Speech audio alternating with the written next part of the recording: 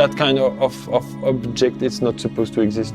That's okay for books, for kid histories, for movies, but not in the real life. You can't do that. That's nonsense. That's what I really love on it.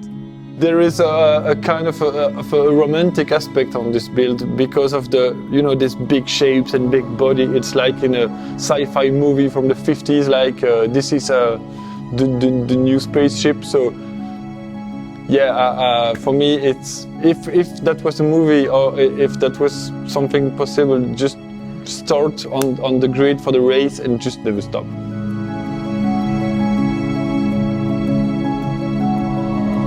I think if you want to continue to grow and to be as far as you can, you have to challenge yourself every time on every part of the bike, every new project.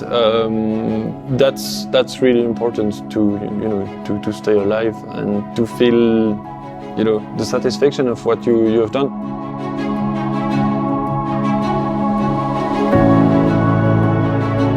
Yeah, I'm completely obsessed.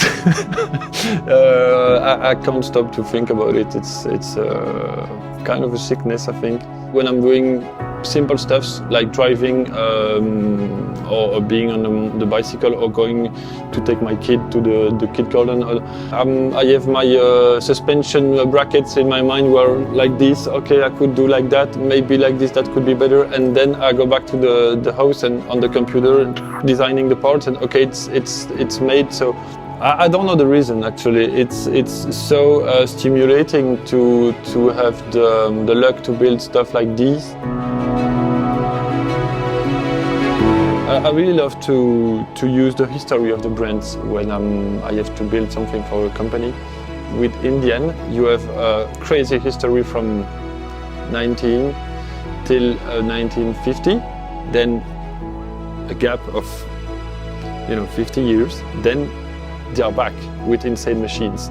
So my favorite period is the 80s, just in the middle of the hole. It's impossible to don't see a connection between this bike and the Burt Monroe Scout because of the shape, because of the color, because of the use of the bike. She's working a bit like a timeline in my mind, so maybe not in the head of everyone, but this is how that's working in my mind. So yeah, there is, I think, building this like that I'm respecting my own vision of bike design, and I'm fulfilling the expectation of Indian also.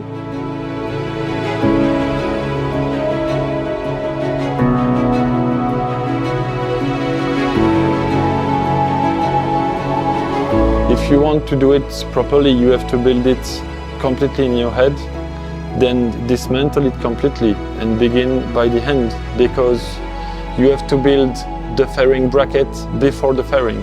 You have, the cooling system, the exhaust, the electricity, the fuel tank, the water tank, the many things. And if you don't want to be in troubles, you have to give attention of all these parts before you build. I'm not doing engines, paint jobs and seat covering. Every other aspect I'm building here. We were quite surprised by this engine because all the technologies of the sport bikes are in this engine. And that's not what you can expect from that kind of engine when you don't know it. So actually we didn't do a big work on it because everything was there to be okay.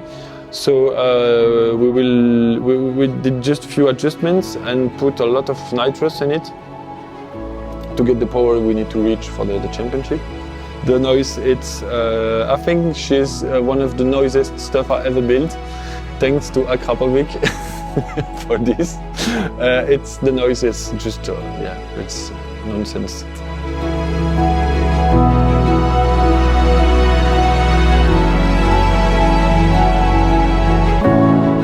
We are talking about 4, 5, 6, 7 months of work in the tunnel, like a monk. And so to stay focused, you need to be fed by something.